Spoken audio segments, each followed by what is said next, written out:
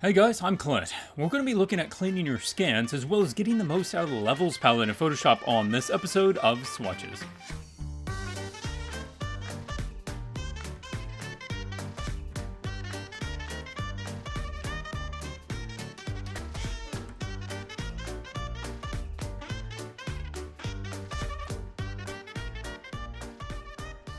I was working on my character design book recently, and during the process of having to scan and clean up images, I thought there's actually a couple of points here that you guys might be interested in knowing. Maybe you haven't heard about it.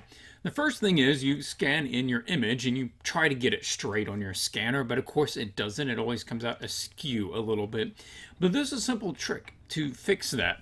What you want to do is go up under the eyedropper tool to the ruler tool. Now you're going to click and drag. I'm using the gutter here between the two pages because I know that that should be straight. And now I have a little line there. It's hard to see, but it's there. I'm going to say image, image rotation, and go to arbitrary. What this is telling the computer is, hey, I want you to get that line I just made and snap it to being plumb, either vertical or horizontal. In this case, horizontal is closest. And it says, in order to do that, I suggest rotating this clockwise 1.74 degrees. Now, that sounds right to me. So I will say OK, and it will automatically do that. It does add this bit along the outside in order to keep our image square. But now, if I turn on the grid, you can see that my page is perfectly aligned horizontal. Now we want to adjust and get nice, clean versions of these sketches. I need to get rid of the yellow of the page. So what I'm going to do is go up to Image Adjustments and the Levels palette. Levels palette is very powerful and it tells you a lot of good information and it can do a lot of things for you if you know what you're reading, how to understand it, and what it can do. So let's go through the first thing. This is a breakdown of the values, levels of this image, how light and dark things are. Look at this gradient down here. This is our guide as far as the values. There is this much value in this range. Look right underneath it. There is this much in this range. Pretty much there is nothing darker than a midtone at about 45% darkness. Yeah, there is no black in this image. So by moving this, you'd think, well, I'm going to get rid of that high part so I can move it down and get rid of that yellow paper. Well, that doesn't look very good. Fortunately, there's a good option. That is these little eyedroppers. I can click this and click over here and say, whatever I click on, computer, I want you to reset that color as being white. It's white balance and value balance of the image. That's cool. That's quick. Now I'm going to go ahead and get rid of the rest of the color in this image. I'm going to just desaturate that. And now I have a nice cleaner version of it. I can open up the Levels palette here and we can still see that there is a bit of light gray. And if we zoom in, we can see that there on the page. There is some light gray still coming through. It might be possible to do it again and get rid of a little bit. That's a little closer. But let's say that I now want to get my drawings a little darker. That's where I use this other side.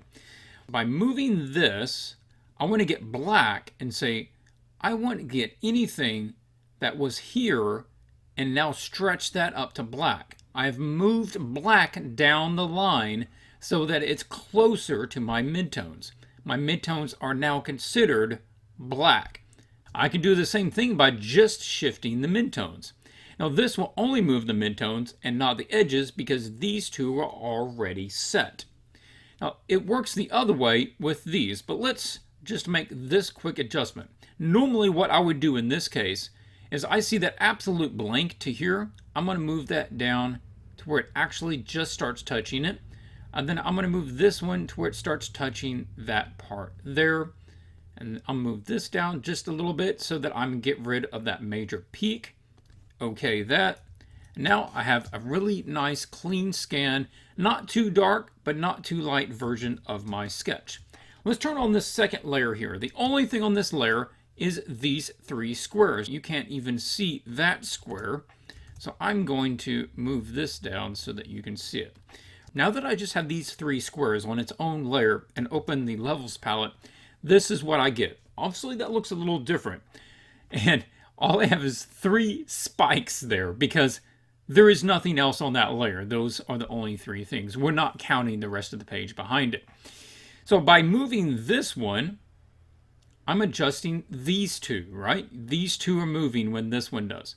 If you move either end, the middle one always stays in the middle unless you manually move it. So by moving this, I am compressing down the white towards the midtone and thus making the midtones lighter. I works the other way, of course, on this side. I can compress down on black so the midtones become darker, or I could just move the midtones themselves. This one works a little bit different. Instead of expanding the values so that light gray is now white or dark gray is now black, what I can say down here is I want you to limit that black is now dark gray.